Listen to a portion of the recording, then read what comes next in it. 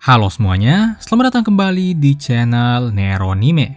Di video kali ini kita akan melanjutkan pembahasan alur cerita light novel Danmachi, yaitu volume 20. Video ini tentunya adalah kelanjutan dari video alur cerita sebelumnya. Jadi buat kalian yang belum menonton video sebelumnya, kalian bisa menontonnya terlebih dahulu, agar kalian juga dapat lebih memahami alur ceritanya. Video ini adalah part kedua untuk pembahasan volume 20. Di mana part kedua ini akan banyak membahas sejarah dan fakta atau kebenaran dunia, khususnya tentang last boss di seri ini, yaitu One-Eyed Black Dragon.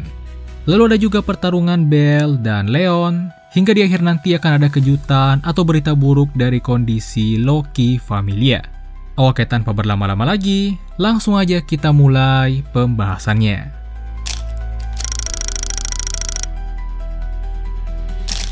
Berlanjut dari part sebelumnya, saat ini Belle bersama dengan Leon dan Nina sedang bergerak menuju ke arah utara dari Orario.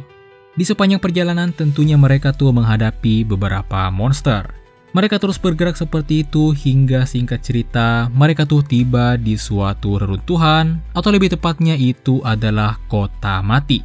Di sini Leon menceritakan kalau dulunya di kota ini tuh banyak penduduk, hingga suatu ketika kota ini tuh diserang oleh naga. Saat itu ketika Leon udah sampai di tempat ini, semuanya tuh udah terlambat. Tapi saat itu setidaknya Leon bersama dengan Loki Familia berhasil mengalahkan naga yang menyerang tersebut. Mereka semua kemudian memutuskan untuk menginap di tempat itu. Keesokan harinya mereka melanjutkan perjalanan dan terus bergerak ke arah utara. Di sini Belle menyadari kalau semakin jauh mereka ke utara, maka monster tuh akan semakin banyak. Khususnya kebanyakan yang mereka lawan di sini tuh adalah monster serigala. Mereka terus bergerak hingga singkat cerita mereka tuh tiba di suatu tembok raksasa. Tembok ini tuh jauh lebih besar dibanding tembok yang mengelilingi Orario. Disebutkan juga kalau tembok itu membentang dari ujung barat hingga timur benua.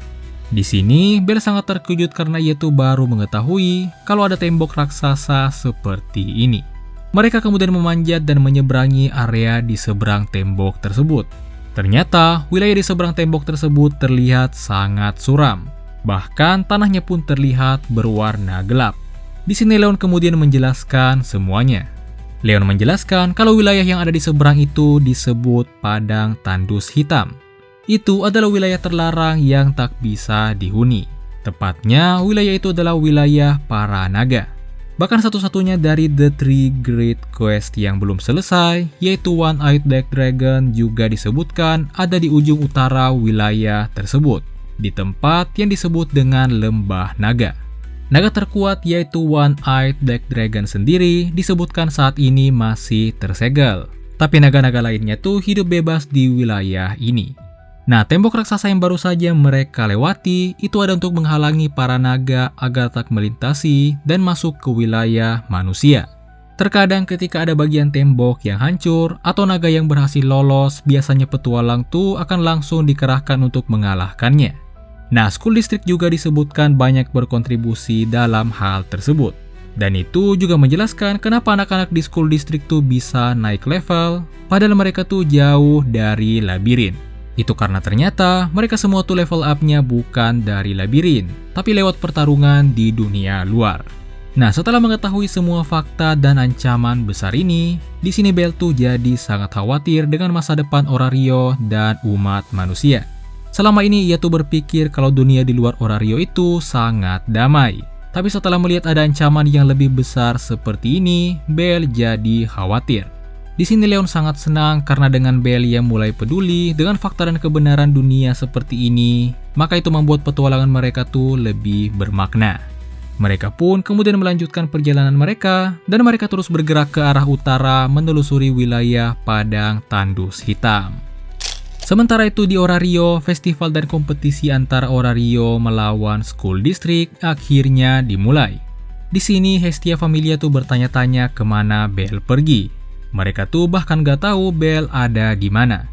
Tapi setidaknya Hestia tuh udah bilang kalau Belle tuh baik-baik saja dan mereka tuh gak usah khawatir.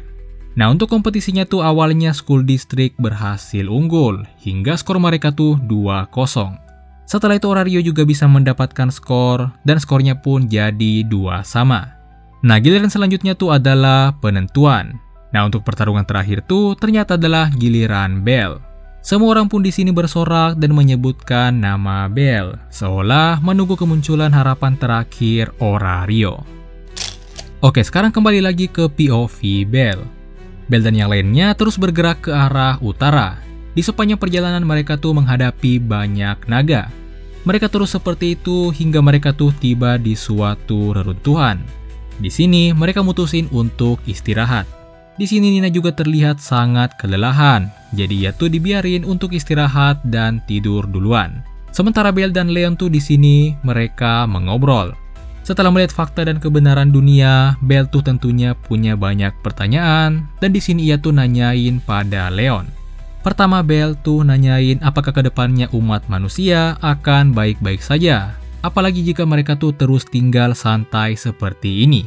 Di sini Leon menjelaskan kalau mereka tuh memang perlu untuk segera mengatasi para naga, terutama Black Dragon yang menjadi sumber dari semua ini. Tapi mereka tuh nggak perlu terburu-buru. Mereka tuh harus benar-benar mempersiapkan semuanya dengan sangat baik. 15 tahun lalu bahkan para pahlawan tuh udah gagal. Tapi untungnya para pahlawan terdahulu tuh punya cadangan. Mereka masih punya generasi selanjutnya, yaitu generasi Bel dan para petualang saat ini. Jadi meskipun mereka gagal, para pahlawan terdahulu tuh menyerahkan semuanya pada orang-orang di generasi saat ini. Nah, masalahnya generasi Bel saat ini tuh adalah yang terakhir. Mereka nggak punya cadangan atau generasi selanjutnya lagi. Jadi kalau generasi yang ada saat ini gagal lagi, maka bisa dipastikan umat manusia tuh benar-benar akan tamat. Nah, mendengar itu di sini Bel tuh jadi sedikit merinding. Bel kemudian nanyain apakah Leon mengenal para pahlawan terdahulu. Di sini Leon kemudian menyebutkan kalau ia tuh dulu berpartisipasi dalam penaklukan Leviathan. Atau lebih tepatnya Leon tuh menyusup dan ikut melihat pertempuran melawan Leviathan. Leon menyebutkan kalau dirinya dulu tuh adalah anak yang nakal, sangat berbeda dengan dirinya saat ini. Jadi diketahui kalau Leon tuh adalah ras dwarf, tapi tubuhnya tuh sangat berbeda dari dwarf dan lebih mendekati manusia. Karena itulah ia dulunya dibully dan diusir dari desanya. Dari sana ia kemudian pindah ke Orario. Di Orario ia perlahan-lahan jadi petualang yang terkenal. Ia sangat menyombongkan kekuatannya dan menurutnya apapun bisa diatasi dengan kekuatannya. Tapi ternyata ia tuh salah. Karena suatu hari ia tuh bertemu dengan para pahlawan terdahulu. Tiap kali Leon cari ribut dengan mereka, para pahlawan terdahulu tuh bisa mengatasinya dengan sangat mudah.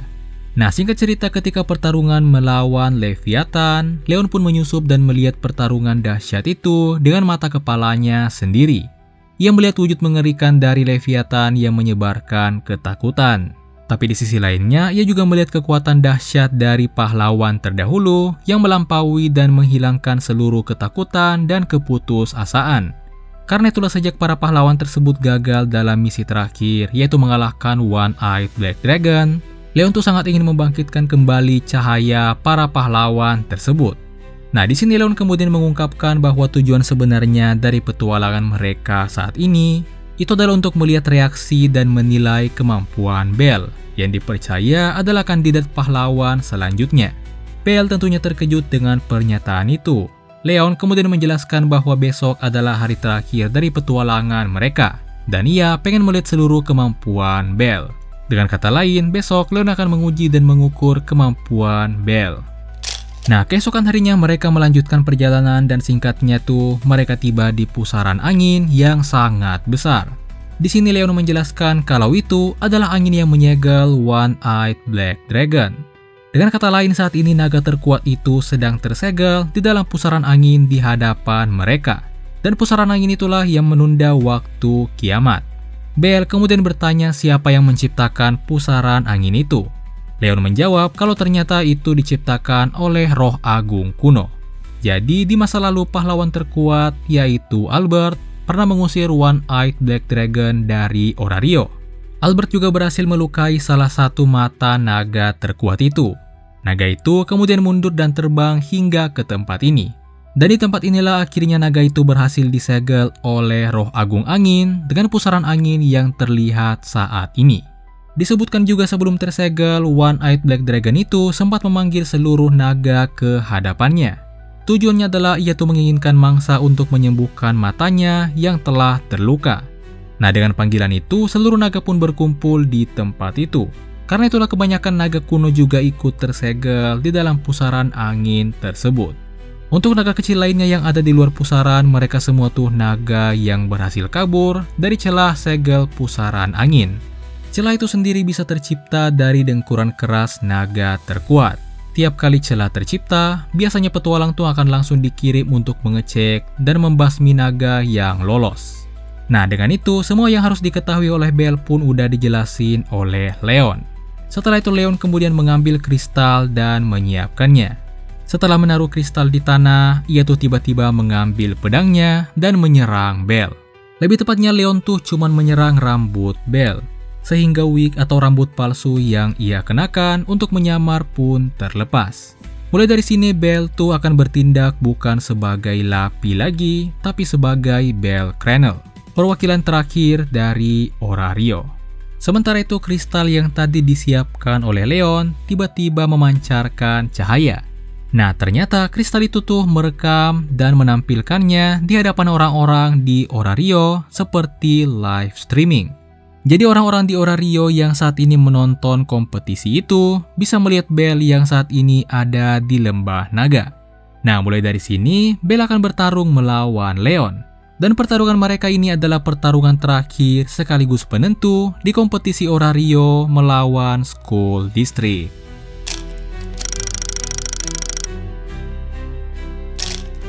Scene berpindah sedikit memperlihatkan monolog dari Leon. Intinya di sini dijelasin kalau setelah kekalahan para pahlawan terdahulu saat melawan One-Eyed Black Dragon, Leon tuh hampir menyerah karena para pahlawan yang kuatnya nggak masuk akal aja bisa dikalahkan. Tapi pada akhirnya ia tuh jadi optimis lagi. Leon kemudian memutuskan untuk jadi guru. Ia ingin mengajarkan dan menyampaikan semua tentang pahlawan pada banyak orang. Sebagai seorang guru di Skull District yang berkeliling dunia, ia juga akan mencari kandidat pahlawan berikutnya. Tapi, seiring berjalannya waktu, ia tuh masih belum menemukan kandidat pahlawan. Hingga suatu ketika ia pun mendengar kabar tentang Belle, yang ternyata bisa berkembang dan terus menjadi lebih kuat dengan kecepatan yang gak masuk akal. Leon yakin kalau Belle inilah kemungkinan besar adalah kandidat pahlawan berikutnya. Scene kemudian berpindah kembali memperlihatkan kompetisi Orario melawan Skull District. Di Orario kini muncul semacam cermin ajaib yang menampilkan sosok Belle dan Leon yang saat ini berada di Lembah Naga. Masing-masing pendukung mereka tuh bersorak dan menyebutkan nama mereka. Sementara itu di Lembah Naga, pertarungan Belle dan Leon pun dimulai. Tentunya karena perbedaan level dan pengalaman, di sini Belle tuh kalah telak. Tiap serangannya dapat diatasi oleh Leon. Sementara itu Nina, di sini meskipun ia tuh dari Skull District, tapi ia tuh malah mendukung Belle. Nina di sini nge-heal dan memulihkan Belle tiap kali ia terluka. Leon membiarkan itu, dan ia mengatakan kalau tujuannya membawa Nina memang untuk itu. Leon sendiri sadar dengan perbedaan levelnya dengan Belle. Karena itu, ia membiarkan Belle bekerja sama dengan Nina. Nah, Leon kemudian menyimpan pedang besar yang ia bawa di sarungnya. Ia kemudian menciptakan pedang dari cahaya. Belle lanjut menyerang Leon. Di sini Belle berhasil menghancurkan pedang cahaya Leon 2 kali. Tapi tiap kali Belle menghancurkan pedang Leon, Leon tuh malah makin kuat. Belle di sini bingung. Nina kemudian menjelaskan kalau tiap kali senjata cahaya Leon tuh dihancurkan, maka ia tuh akan semakin kuat. Ketika Leon menggunakan senjata yang ketiga, di sini Leon tuh sempat menggunakan skill yang mirip dengan skill Otar saat war game sebelumnya. Leon menyebutkan kalau skill itu ia sebut dengan sisa cahaya. Leon kemudian mengajak Belle untuk saling adu serangan. Tepatnya mereka tuh bakal adu serangan sisa cahaya. Leon di sini menjelaskan kalau Belle juga sebenarnya punya kualifikasi untuk menguasai sisa cahaya seperti dirinya dan Otar. Leon menyuruh Belle untuk mengumpulkan cahayanya. Ia akan menunggu hingga Belle siap. Belle pun di sini menurutinya. Mulai dari sini Bell menggunakan pedang besar buatan Welf yang ia terima dari Hestia sebelum ia berangkat. Di sini Bell benar-benar mengumpulkan cahayanya, dan ketika ia siap, ia tuh langsung saling adu serangan dengan Leon. Gak hanya sekali, mereka tuh melakukannya hingga berkali-kali. Tapi di setiap percobaan, Bell tuh gak pernah menang. Di sini Leon tuh benar-benar terlihat sangat kejam. Ia seolah gak ada ampun dan ingin menguji Bell. Leon kemudian menjelaskan kalau Bell memang ingin menapaki jalan pahlawan, maka ia tuh harus bisa melewati ujian ini. Ia harus membuat Leon mengakuinya. Di masa lalu Leon juga pernah diuji seperti ini oleh para pahlawan terdahulu. Leon dulunya pernah dihajar habis-habisan oleh pahlawan terdahulu. Nah, saat ini adalah giliran Bell yang harus melaluinya. Nah, di sini Bell kemudian mulai lebih serius dan dia tuh pengen mengeluarkan seluruh kekuatannya yang tersisa. Bell kemudian meminta Nina untuk nge-heal dirinya. Nina pun nge-heal Bell. Setelah itu Bell kemudian mulai mengumpulkan kembali cahayanya. Di sini cahaya yang dipancarkan oleh Bell tuh kelihatan berbeda dari sebelumnya. Leon juga mulai semakin tertarik. Tapi saat Bell udah siap, saat itu tiba-tiba terdengar suara gemuruh yang besar dari lembah naga. Gak lama kemudian muncullah seekor naga. Tapi meskipun di sini disebut sebagai naga, bentuknya tuh lebih mirip lipan raksasa. Nah, karena monster ini muncul, jadi pertarungan Bell dan Leon pun tiba-tiba dihentikan. Dan mereka tuh mulai dari sini beralih untuk menghadapi naga yang tiba-tiba muncul. Menurut penjelasan Leon, naga yang muncul itu adalah monster dari lantai 67 labirin. Leon meminta Bell untuk mengalahkannya. Sementara Leon tuh akan mengulur waktu sampai Bell siap melemparkan serangan terkuatnya. Dengan itu mereka pun bergerak. Sesuai rencana, Leon pun berhadapan satu lawan satu melawan naga. Sementara Bell fokus untuk mengumpulkan cahayanya sampai titik maksimal. Di sini, Nina juga membantu dengan melindungi Bell dari kabut racun yang dikeluarkan oleh naga. Singkatnya, ketika Bell siap, ia pun langsung melemparkan serangannya. Dan serangan itu langsung memotong tubuh naga hingga terbelah dua. Oh iya, serangan yang digunakan Bell di sini tuh adalah Argo Vesta. Nah, dengan serangan itu, naga tersebut pun akhirnya langsung lenyap. Sementara itu Bell juga udah kehabisan tenaga. Bell pun ambruk. Setelah mengalahkan naga, di sini Leon bertanya lagi pada Bell, apakah Bell masih ingin melanjutkan pertarungannya dengan Leon. Tapi tentu saja di sini Bell tuh menolak, karena tentunya ia tuh udah nggak punya kekuatan yang tersisa. Nah, dengan begitu, di sini Leon pun menyatakan kalau pertarungan mereka tuh berakhir seri. Jadi dengan itu kompetisi antara Orario melawan School District juga berakhir imbang. Nah, di sini Leon kemudian menjelaskan kalau inilah solusi yang ia maksud sebelumnya, solusi yang membuat Bell gak perlu berpihak pada Orario maupun School District. Mereka tuh berencana pergi ke Lembah Naga dan melakukan pertarungan seolah itu adalah pertarungan penentu. Tapi di tengah pertarungan mereka tuh diganggu oleh naga yang tiba-tiba muncul dan membuat pertarungan mereka tuh harus dihentikan. Oh iya, Leon juga udah tahu kalau naga itu akan muncul di tengah pertarungan mereka. Itu karena beberapa hari yang lalu, School District tuh sebenarnya udah mendeteksi dengkuran naga terkuat yang berpotensi membuat celah di segelnya. School District juga punya alat yang dipasang di dekat segel. Alat itu membantu mengulur waktu agar naga yang lolos dari celah nggak langsung bisa keluar dengan bebas, hingga tim penakluk akhirnya datang. Di akhir, Leon kemudian memberi Bell satu pertanyaan, seolah itu adalah ujian terakhir. Leon bertanya pada Bell, setelah melihat semua ini dan mengetahui fakta kebenaran dunia, menurut Bell apa yang harus dilakukan? Bell di sini menjawab kalau meskipun pahlawan terkuat muncul, tapi kalau ia sendirian maka ia tuh nggak bisa apa-apa. Karena itu dibutuhkan banyak pahlawan. Dengan bertarung bersama-sama, maka mereka tuh pasti bisa melakukan apapun. Mendengar itu, di sini Leon pun mengangguk seolah memberi Bell nilai sempurna.